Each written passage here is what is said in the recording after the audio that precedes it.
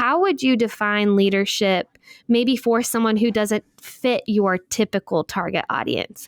What would they find at the Daily Leader, and how would that fit them if maybe they don't necessarily always see themselves reflected in that type of, strong CEO, entrepreneur?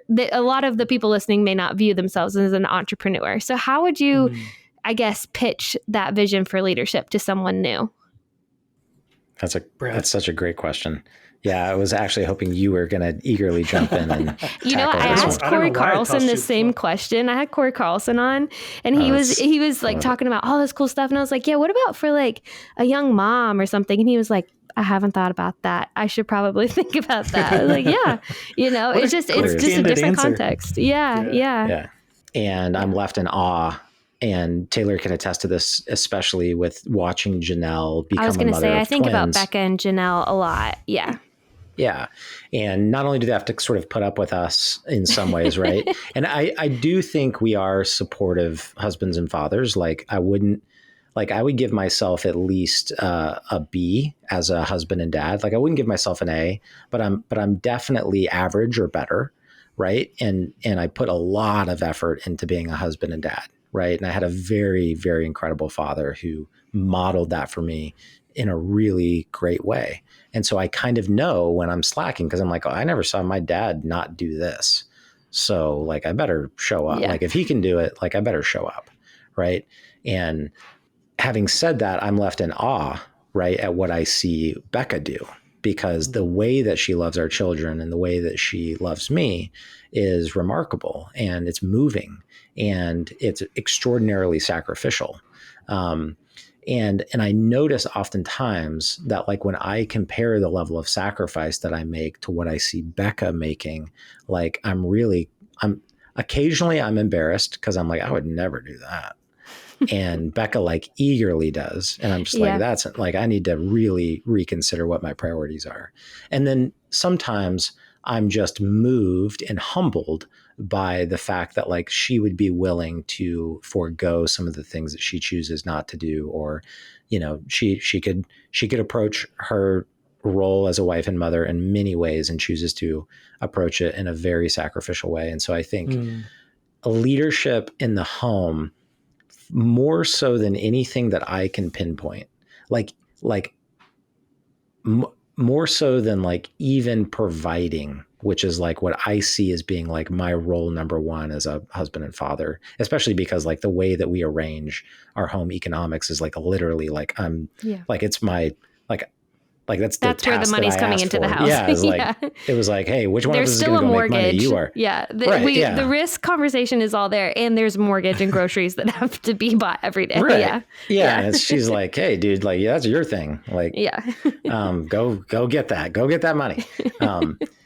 So all this to say, the word that comes to mind is sacrifice, right? So if I'm defining leadership at home as a wife and mother, first and foremost, am I leading my family through sacrifice? And then another word that comes to mind would be nurture, which, these two words are not words that come up a lot when we're talking about leadership with business leaders. That's not to say that they aren't there. It's just to say that we talk about them in very stale corporate terms, right? We talk about them in ways that are subtly different.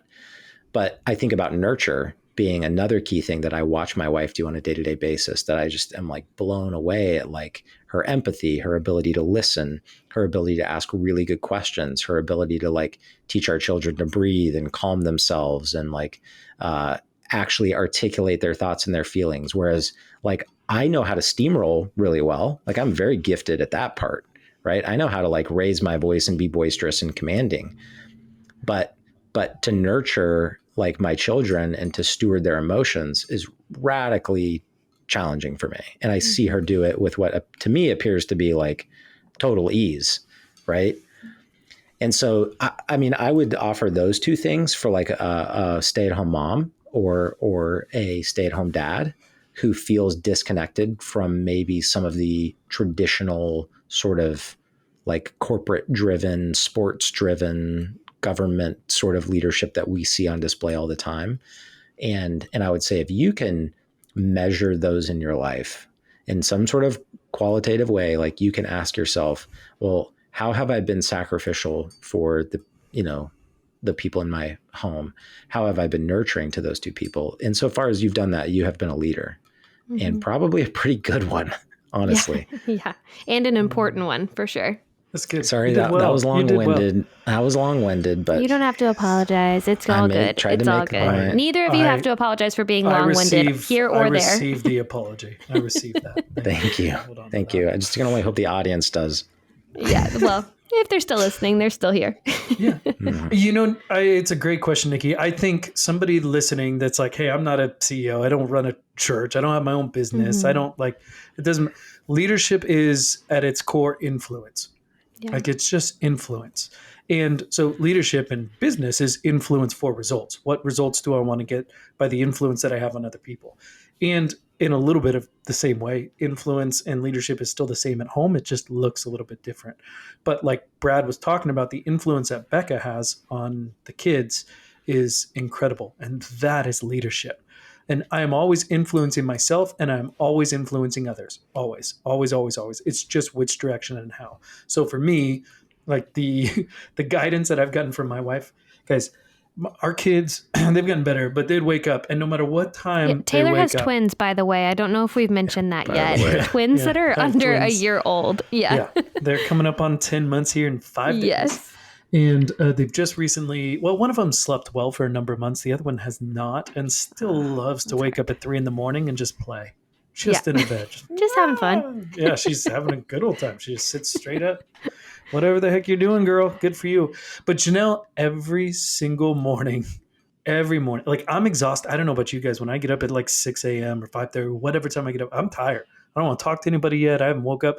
Janelle is committed to making sure that those girls wake up with somebody happy and excited to see them every morning, like every morning.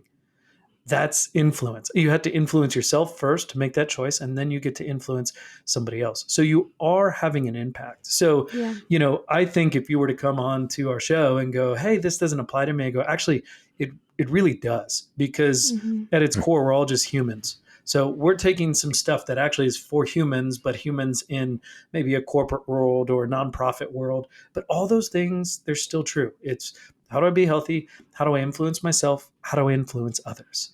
Like that's it. And that's our call. And if you are a follower of Jesus and you listen to this, like that is our call. That's what he's asked us to do. He's asked us to love ourselves, and then love others. I almost reverse those, but love God first, I guess, is what he says. But then, like love ourselves and love others. That's literally what leadership is. If you want to break it down, that influence is just, hey, how do I take what has been given to me here and give it out this way? So.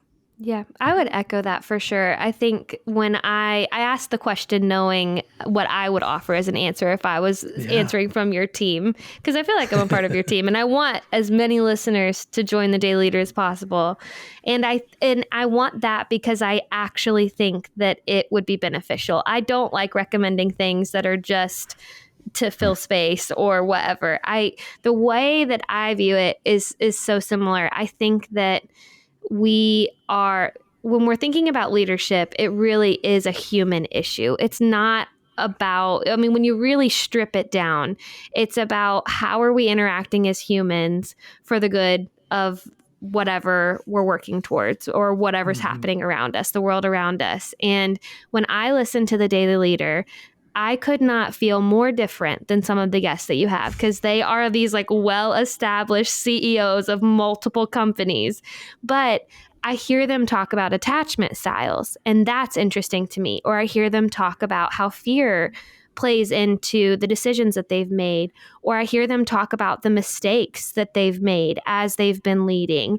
And even though the context is different, the content is so relatable. I actually can see myself in that and think about whether I'm at home or with my friends or in my relationships or working. I think about even being in a mid-level management position, and how do you lead from the middle up? How do you lead when you're not in that upper leadership role?